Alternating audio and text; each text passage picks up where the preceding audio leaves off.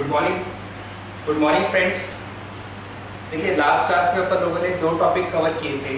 एक तो अपन लोगों ने कवर किया था बैलेंस शीट, याद करें, और दूसरा अपन लोगों ने कवर किया था ट्रेडिंग अकाउंट, याद है। तो when we are completing the final account, जब फाइनल अकाउंट को अपन स्टार्ट करते हैं तो we are having three topics which we have to do. First one that is trading account जो फैक्ट्री से रिलेटेड था। दूसरा होता है प्रॉफिट एंड लॉस अकाउंट जो आज अपन डिस्कस करेंगे, और तीसरा बैलेंस शीट जो मैं लास्ट क्लास में करवा चुका था। अगर फाइनल अकाउंट आपको करना है तो we have to prepare three things: trading account, profit and loss account and balance sheet. देखिए ये वीडियोस अगर आप लोग देख रहे हैं तो इनमें दो तीन चीजें करके ही वीडियो देखना। सबसे पहला, ईयरफोन आप लगा के बैठेंगे। लैपटॉप में अगर देख रहे हैं या पीसी पे देख रहे हैं तो आप ईयरफोन लगा के बैठेंगे। सेकंड थिंग, आपके हाथ में एक पेन और एक कॉपी होना चाहिए जिससे कि आप प्रॉपर तरीके से फोकस कर पाएंगे। मतलब ये मान के चलो कि आपके सामने क्लास चल रहा है और मैं फॉर्मल क्लास को देख रहा हूँ, तभी वर्क करेगा। अगर आप सेलफोन में भी देख रहे हैं तो भी ईयरफोन साथ में लगा के चलना। पहले स्टार्ट करें। नाउ सी, लास्ट क्लास में मैंने आपको करवाया था ट्रेडिंग अकाउंट, और मैंने कहा था ट्रेडिंग अकाउंट वो अकाउंट है जिसमें सारे के सारे खर्चे फैक्ट्री से रिलेटेड आते हैं। और साथ के साथ मैंने ये भी बताया था अगर प्रॉफिट एंड लॉस अकाउंट बनाएंगे तो उसमें सारे खर्चे ऑफिस से रिलेटेड आएंगे। ऑफिस का खर्चा प्रॉफिट एंड लॉस अकाउंट में जाता है, और अगर फैक्ट्री का खर्चा है तो ट्रेडिंग अकाउंट में जाता है। अभी अपन बात कर रहे हैं ऑफिस की, मतलब पीएनएल अकाउंट की बात कर रहे हैं। बैलेंस शीट आपको मैं अच्छे से करवा चुका हूं, लास्ट क्लास आपको अच्छे से याद है। लेक्चर नंबर 1 जो मैंने किया था वो लास्ट क्लास की। करें, स्टार्ट करें। अब इसको अगर स्टार्ट करना है तो सबसे पहले आप देखें और याद करना, जब आपने बैलेंस शीट ट्रेडिंग अकाउंट बनाया था तो ट्रेडिंग अकाउंट में बैलेंस शीट फिगर आया था। इस साइड में ग्रॉस लॉस आया था, उधर ग्रॉस प्रॉफिट आया था, याद है आप लोग को। इस साइड में क्या आया था आपका, ग्रॉस प्रॉफिट आया था, उधर ग्रॉस लॉस आया था। तो जो भी ग्रॉस प्रॉफिट ग्रॉस लॉस पहले अकाउंट से आएगा उसको उठाना है। अगर ग्रॉस लॉस आया है तो इधर लिखना है, ग्रॉस प्रॉफिट आया तो इधर लिखना है। ये दोनों पार्ट कहां से निकल के आएंगे, ट्रेडिंग से। दोनों में से एक आएगा, या तो प्रॉफिट आएगा लॉस आएगा। तो ग्रॉस प्रॉफिट ग्रॉस लॉस जो ऊपर निकाले थे आपने ट्रेडिंग अकाउंट से वो यहां डालें। चलो इसको छोड़ो, अब नीचे आ जाओ। तो मेन चीज अपन स्टार्ट कर रहे हैं। प्रॉफिट एंड लॉस अकाउंट में all the expenses which are related to factory, जितने भी खर्चे फैक्ट्री से रिलेटेड होंगे वो सारे के सारे किस में जाएंगे, आपके प्रॉफिट एंड लॉस अकाउंट में जाएंगे। In case of profit and loss account we include all the expenses which are related to factory. Factory से रिलेटेड जितना भी खर्चा होगा, ऑफिस से रिलेटेड जितना भी खर्चा होगा वो सारा का सारा कहां आएगा, आपका प्रॉफिट एंड लॉस अकाउंट में आएगा। सबसे पहले अपन बात करते हैं, फर्स्ट पॉइंट दिखाई दे रहा है आपको, what is the first point, salary. मैंने आपको बताया था दो वर्ड होते हैं, एक वेजेस होता है, एक सैलरी होता है। वेजेस दिया जाता है, वेजेस किसको दिया जाता है, फैक्ट्री में लेबर को दिया जाता है। और सैलरी किसको दी जाती है, ऑफिस में दी जाती है। तो ऑफिस में जो एम्प्लॉयज होते हैं वो सैलरी देते हैं। अगर यहाँ वेजेस होता तो फैक्ट्री में जाता, मतलब ट्रेडिंग में जाता। अगर सैलरी है तो किस में जाएगा, ऑफिस में जाएगा। सेकंड पॉइंट है सैलरी एंड वेजेस दिखाई दे रहे हैं। मैंने आपको पहले ही बोला था, पहला वर्ड पकड़ो, अगर वेजेस होता तो कहां जाता, ट्रेडिंग में जाता। सैलरी लिखा है तो ऑफिस में जाएगा। नेक्स्ट पॉइंट है आपका रेंट एंड रेट। अब रुक जाओ, जल्दीबाजी मत करना। देखिए रेंट एंड रेट जब लिखा हुआ है ना तो ये कंफ्यूज कर रहा है। कैसे, रेंट फैक्ट्री का भी हो सकता है, किराया, रेंट मतलब किराया, किराया फैक्ट्री का भी हो सकता है, किराया ऑफिस का भी हो सकता है। तो मैं आपको क्लियर कर देता हूं, जिस भी पॉइंट पे डाउट दिखाई दे, ये रूल बना रखा अकाउंट्स में रूल है, जो भी पॉइंट पे डाउट दिखाई दे ये माना जाता है कि वो पॉइंट ऑफिस का होगा। अगर किसी भी पॉइंट पे आपको डाउट दिखाई देता है तो डाउट वाले जितने भी पॉइंट होंगे वो सारे के सारे पॉइंट किसके होंगे, ऑफिस के होंगे। तो उस हिसाब से अगर अपन देखें तो ये जो पॉइंट जो आपको रेंट दिखाई दे रहा है, इस रेंट पे डाउट है। ये रेंट आपका ऑफिस का भी हो सकता है, रेंट तो फैक्ट्री का भी हो सकता है। डाउट मतलब ऑफिस। तो रेंट एंड रेट ऑफिस में आ गया। प्रिंटिंग एंड स्टेशनरी आप अच्छे से जानते हो, प्रिंटिंग वगैरह स्टेशनरी का काम सारा कहाँ होता है, ऑफिस में होता है। पोस्टेज टेलीग्राम, पोस्टेज टेलीग्राम मतलब आपने कुछ लेटर भेजने हैं, उस पे आप टिकट वगैरह लगाते हो, ये सारा हिसाब किताब रखना है। पोस्टेज टेलीग्राम भेजने कौन करेगा, ऑफिस करेगा। लाइटिंग, अब सुनो, लाइटिंग दिखाई दे रहा है आपको। लाइटिंग वर्ड पे फिट आउट है। लाइटिंग तो ऑफिस का भी हो सकता है, लाइटिंग तो फैक्ट्री का भी हो सकता है। और मैंने कहा था जहां कंफ्यूजन है, लाइटिंग तो ऑफिस का भी हो सकता है, लाइटिंग तो फैक्ट्री का भी हो सकता है। जहां कंफ्यूजन है वहां पे माना जाता है ऑफिस का, तो ऑफिस की लाइटिंग मानी जाएगी। अगर यहाँ लिखा होता फैक्ट्री लाइटिंग तो ट्रेडिंग में जाता। अगर यहाँ लिखा होता ऑफिस लाइटिंग तो कहाँ आता, ऑफिस में आता, मतलब पीएनएल में आता।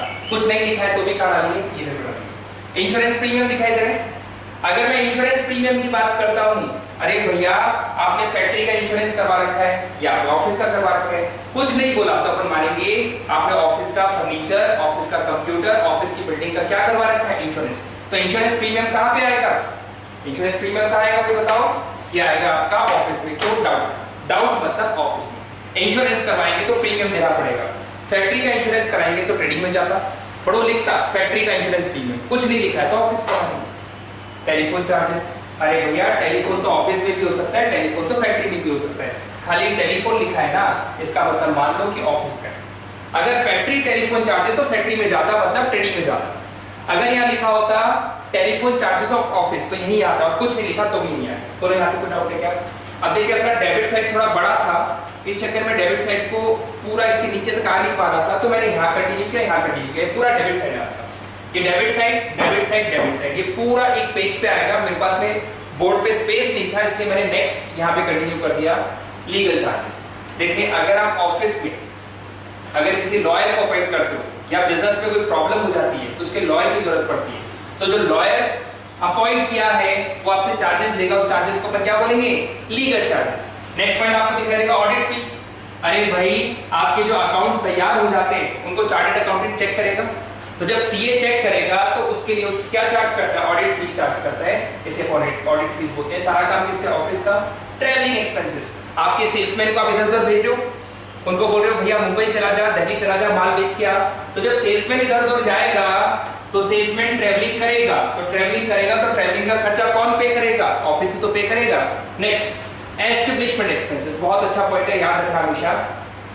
एस्टेब्लिशमेंट एक्सपेंसेस, एस्टेब्लिशमेंट का मतलब होता है पहली बार ऑफिस को सेटअप करना। अगर मान लो आपने फर्स्ट टाइम ऑफिस को सेटअप किया है तो उसमें कुछ ऐसे छोटे मोटे खर्चे होते हैं जिनको अपन कोई नाम नहीं दे सकते, तो उनको एक नाम दे देते हैं एस्टेब्लिशमेंट। मैंने कहा आपने ऑफिस सेटअप किया, उसमें एक तो आप लेके आए डस्टबिन, 2 ट्यूबलाइट आपने लगाई, 1 फैन लगाया, तो ट्यूबलाइट, फैन, डस्टबिन के नाम से नहीं बोलते, जोड़ के टोटल करके क्या बोलते हैं इसको, एस्टेब्लिशमेंट एक्सपेंसेस। एस्टेब्लिशमेंट एक्सपेंसेस का मतलब you are setting up your office first time and the expenses which are included, छोटे मोटे जो खर्चे होंगे, स्मॉल खर्चे होंगे, वो सारे के सारे किस में जाएंगे, एस्टेब्लिशमेंट में जाएंगे। नेक्स्ट पॉइंट ट्रेड, अरे भैया ट्रेड वगैरह का काम ऑफिस करेगा, छोटा मोटा खर्चा सारा ऑफिस में आएगा। जनरल एक्सपेंसेस, जनरल मतलब छोटा मोटा खर्चा, ये सारा है। तो ऑफिस में क्या क्या आएगा, सारे के सारे ऑफिस से रिलेटेड खर्चे तो आएंगे। देखिए ऑफिस 2 काम करता है, ऑफिस हिसाब किताब मेंटेन करता है। देखो फैक्ट्री जो करती थी वो मैन्युफैक्चरिंग करती थी, ऑफिस सारा हिसाब किताब मेंटेन करेगा, प्लस साथ में माल बेचने का काम भी ऑफिस का होता है, माल बेचने का काम भी सेल्समैन का होता है। तो भैया ऑफिस तो करेगा, सेल्समैन कहाँ मिलेंगे आपको, ऑफिस में मिलेंगे। Next selling and distribution expenses, selling करना ऑफिस का काम, ये सारा का सारा खर्चा ऑफिस में काउंट होता है। कैरेज ऑन सेल, भाड़ा, कैरेज ऑन सेल दिखाई दे रहा है आपको, तो अगर मैं कैरेज ऑन सेल की बात करता हूं तो माल बाहर जाने का भाड़ा, सेल होने का भाड़ा। अगर खरीदते हैं तो फैक्ट्री खरीदेगी और बेचेगा कौन, ऑफिस, तो अब भाड़ा कौन पे करेगा, ऑफिस। माल बेचते टाइम भाड़ा ऑफिस पे करता है और खरीदते टाइम फैक्ट्री पे करती है, तो वहां आता था कैरेज ऑन परचेज और यहाँ पे क्या है, कैरेज ऑन सेल, या फिर इसको बोलता आउटवर्ड। आउटवर्ड मतलब माल बाहर जा रहा है। इनवर्ड जो था ना वो फैक्ट्री की बात हो रही थी, आउटवर्ड किसकी बात होगी, ऑफिस की बात होगी। एडवर्टाइजमेंट, एडवर्टाइजमेंट कौन करेगा, ऑफिस करेगा। कमीशन, कमीशन वगैरह जो भी देने हैं, सेल्समैन को देने हैं, किसी और को देना है माल बेचने के लिए, कौन देगा, ऑफिस देगा। ब्रोकरेज, अगर किसी से आपने बात कर रखी कि मैं आपको दलाली दूंगा, ब्रोकरेज दूंगा, आप मेरा माल बेच दो, तो ब्रोकरेज कौन देगा, ऑफिस देगा। बैड डेट्स, अब देखो बैड डेट्स का मतलब होता है आपने उधार पे माल बेचा, याद है वो डेटर बनाए थे अपन ने, बैलेंस शीट जब बनाई थी तब डेटर बना था, उधार पे माल बेचा। कई बार जब आप उधार पे माल बेचते हो तो डेटर्स को शॉर्ट फॉर्म में डेट बोलते हैं, और वो डेट बैड हो गए, बैड हो गए मतलब सामने वाले ने पैसा नहीं दिया। अगर वो पैसा नहीं दिया तो आपको लॉस होगा, और ये आपकी डेबिट साइड है, डेबिट साइड में जो भी लॉस या एक्सपेंस होते हैं वो यहीं आते हैं। तो किसका खर्चा, ऑफिस ने उधार पे माल बेचा, ऑफिस को लॉस हुआ, ऑफिस भुगतेगी इसको। नेक्स्ट पॉइंट एक्सपोर्ट ड्यूटी, याद करो वहां पे इंपोर्ट ड्यूटी आया था, फैक्ट्री में इंपोर्ट किया गया था माल तो फैक्ट्री ने इंपोर्ट ड्यूटी दी थी। अब जब माल बन के तैयार हो गया तो बेचा जाएगा तो एक्सपोर्ट किया जाएगा, कौन पे करेगा एक्सपोर्ट ड्यूटी, ऑफिस पे करेगा। डिलीवरी वैन, डिलीवरी वैन कहाँ होगी, ऑफिस में होगी, तो डिलीवरी वैन का जो खर्चा होगा वो कौन पे करेगा, ऑफिस पे करेगा। स्टेबल एक्सपेंसेस दिखाई दिया, यहां तक हो गया, अब इधर आ रहा हूं। स्टेबल एक्सपेंसेस, स्टेबल का मतलब कुछ ऐसे फिक्स खर्चे होते हैं जो आएंगे ही आएंगे, तो उनको स्टेबल के नाम से लिखते हैं और वो सब ऑफिस के होते हैं। अब मिसलिनियस का मतलब है छोटे मोटे खर्चे जो ऑफिस के हैं उनको मिसलिनियस के नाम से डाल दिया। जैसे इसमें दिखाई दिया डिस्काउंट। अगर आपने किसी को डिस्काउंट दे दिया तो आपको लॉस होगा, भाई माल बेचते टाइम डिस्काउंट दे दिया। सेल्स टैक्स, जब आप सेल करोगे उस पर टैक्स कौन पे करेगा? ऑफिस ही पे करेगा। रिपेयर, अब रुको रुको, रिपेयर वर्ड पे डाउट है।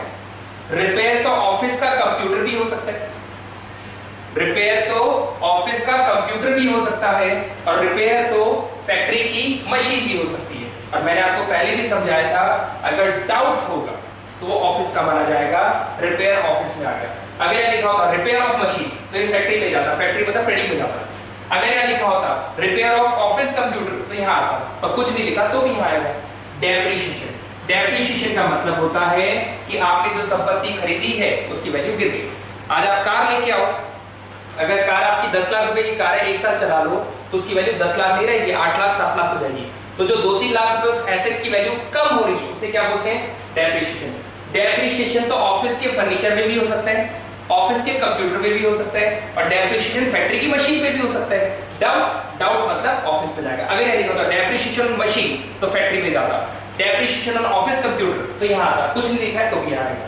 नेक्स्ट पॉइंट आपको दिखाई देगा इंटरेस्ट डेबिट। अरे भाई भूल गए क्या? जब अपने बैलेंस शीट बनाई थी तो बैलेंस शीट पे अपने बैंक से लोन लिया था। अगर बैंक से लोन लेगा, कौन लेगा? बिजनेस। तो उसके ऊपर जो ब्याज लगेगा कौन पे करेगा? बिजनेस पे करेगा। इसे बोलते हैं इंटरेस्ट। डेबिट का मतलब खर्चा। तो इंटरेस्ट का जो खर्चा आएगा वो कौन पे करेगा? ऑफिस पे करेगा। बैंक चार्जेस, अरे भाई एटीएम निकाल रखा है आपने, कुछ और चार्जेस बैंक के लग रहे हैं जो आपको पे करने हैं, कौन पे करेगा? फैक्ट्री थोड़ी पे करेगी। बैंक का हिसाब किताब ऑफिस के हाथ में, तो ऑफिस पे करेगा। एंटरटेनमेंट एक्सपेंसेस दिखाई दिया, एंटरटेनमेंट एक्सपेंसेस। अब ये एंटरटेनमेंट एक्सपेंसेस का मतलब होता है आपने अपने एम्प्लॉइज को मोटिवेट करने के लिए फ्री में मूवी दिखा दिया या आपने गेम्स खिला दिए। तो जब मूवी या गेम्स अगर आप खिलाते हैं अपने एम्प्लॉइज को तो उसका जो चार्जेस आएगा वो खर्चे को अपन क्या बोलेंगे? एंटरटेनमेंट। और नॉर्मली ऑफिस के अंदर ज्यादा होता है ये, तो ऑफिस का खर्चा माना जाता है। कन्वेंस, आपने अपने एम्प्लॉइज को बोल रखा है सर आने जाने का पेट्रोल का चार्जेस हम पे करेंगे, तो वो ऑफिस में आने जाने का पेट्रोल का चार्जेस आप देंगे, उसको कन्वेंस एक्सपेंस बोलेंगे, ऑफिस का खर्चा। डोनेशन, चैरिटी, कुछ ऐसे बिजनेसमैन होते हैं जो अपना पैसा कुछ अर्न करते हैं उसमें से कुछ डोनेट करते हैं, तो सारा का सारा जो काम होगा, ये जो खर्चा होगा किसका होगा? ऑफिस का होगा। Loss on sale of asset. अब loss on sale of asset का मतलब होता है कि आपने कोई संपत्ति बेची, उस पे लॉस हो गया, तो जो बेचने का काम है सारा ऑफिस का होता है, ऑफिस। इतना करने के बाद में जब आप बैलेंस निकालोगे, जब भाई डेबिट साइड को क्लोज करोगे, क्रेडिट साइड को क्लोज करोगे तो बैलेंस आएगा। अगर डिफरेंस इधर आता है, कौन सी साइड में आता है? डेबिट साइड चल रही है भैया, अभी तक जो मैं बता रहा था डेबिट साइड है।